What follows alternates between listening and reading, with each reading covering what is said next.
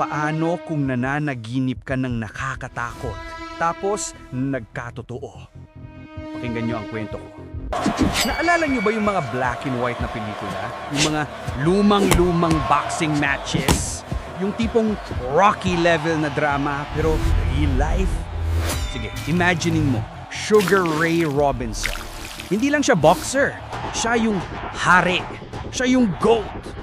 Pero paano kung sasabihin ko sa'yo na ang pinakamalaking laban ng karir niya, hindi yung championship belt ang stake, kundi ang buhay ng kalaban niya.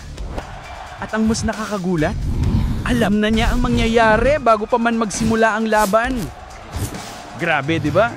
Tara, pasukin natin ang kwento ng isang knockout na nagpabago sa isang alamat at nag-iwan ng isang malaking question mark sa mundo ng sports. Una sa lahat, kilalanin natin ang mga bida. Sa isang sulok, Sugar Ray Robinson. Year is 1947. Siya na yun, guys. Siya na yung the man. Ang galing niya. Parang tic-tac dance na effortless pero viral. Ang bilis niya. Ang footwork niya. Ang power niya. Hindi mo malilimutan. Panalo siya ng panalo. Ang swag niya parang si Michael Jordan pero mas may silky na galaw. Expected na sa kanya ang panalo. Normal lang yon. Sa kabilang sulok naman, si Jimmy Doyle. Hindi siya kasing sikat ni Sugar Ray pero fighter yan. May pangarap, may ambisyon. Kung si Sugar Ray ang A-list celebrity, si Doyle up and coming na influencer pa lang.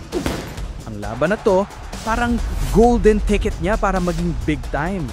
Sino ba naman hindi gaganahan? Siyempre, gusto niyang patunayan na karapat-dapat siya.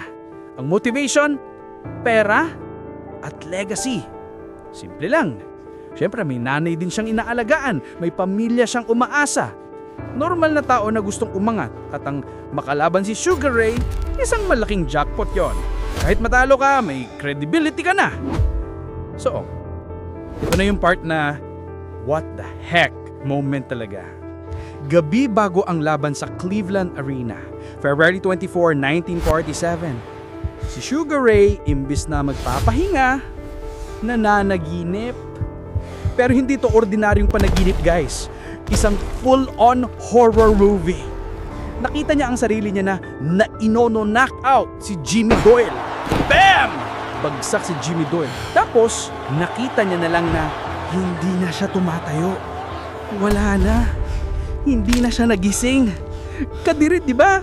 Sobrang clear ng panaginip na yon, parang HD quality.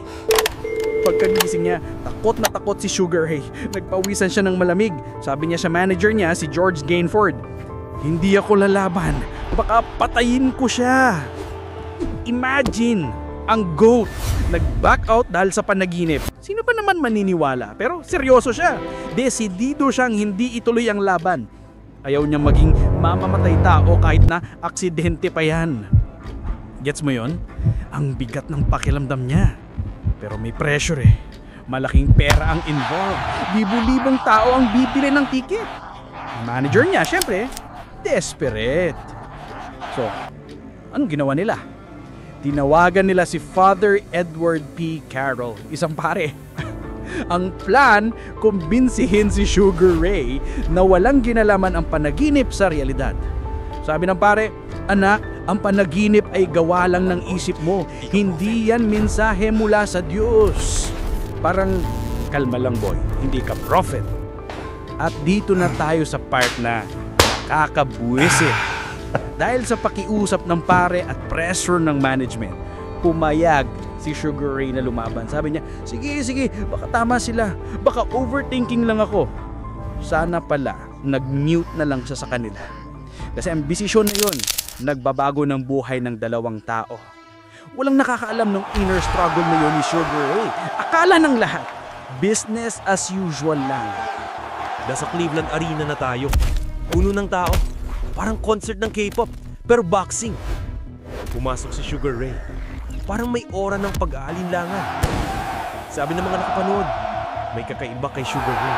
Hindi siya yung normal na maangas. Parang may mabigat siyang dinadala. Sino ba naman ang gaganahan lumaban kung alam mo ng ending. Nagsimula ang laban. Rounds 1, 2, 3. Nagpalitan sila ng suntok.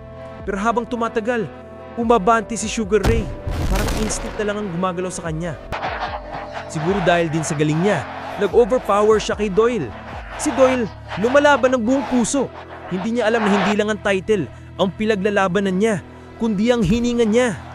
Grabe yung irony. At dumating na ang round 8. Ito na ang climax. Isang mabilis, malakas at precise na kaliwang hook ni Sugar Ray. Kaboom! Tinamaan si Jimmy Doyle. Bagsak si Doyle sa canvas. Hindi na siya gumalaw.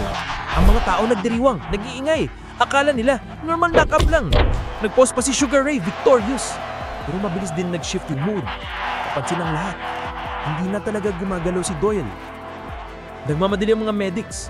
Dilala si Doyle sa St. Vincent Charity Hospital. Nagdasal ang lahat. Sana okay lang. Sana magising siya. Pero kinabukasan, ang balita, patay na si Jimmy Doyle. Ang sanhi? Brain hemorrhage dahil sa knockout blow. Wasak! Nagkatotoo yung panaginip. Ang bangungot na ayaw niyang paniwalaan. Ang sinabi lang pare niya, hindi totoo. Naging realidad. Imagine ang pakiramdam ni Sugar Ray. Guilt, sobrang bigat. Parang sampalang sa kanya yung nangyari.